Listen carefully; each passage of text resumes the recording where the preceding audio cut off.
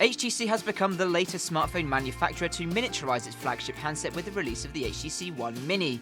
We sent our very own Gareth Beavis down to the unveiling to check out the handset, then pulled him aside to get his first impressions. HTC's made a really good move by bringing the One Mini. It's leveraging a really successful brand in the One, and it's doing it at a price point that people can afford. It's got the same metal back, it's supplemented nicely by plastic, which helps bring the cost down, but it hasn't compromised on things like Blink feed and HTC Zoe. All that stuff is still there and it's still as good as it is on the HTC One.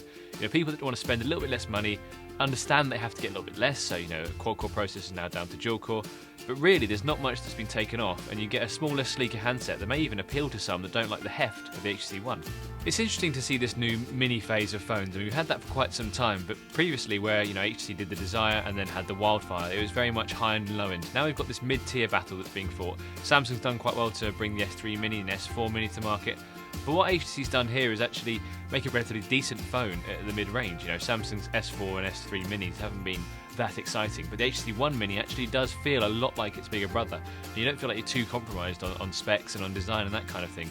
So it's clever, and it's interesting to see how these companies are leveraging the bigger brands.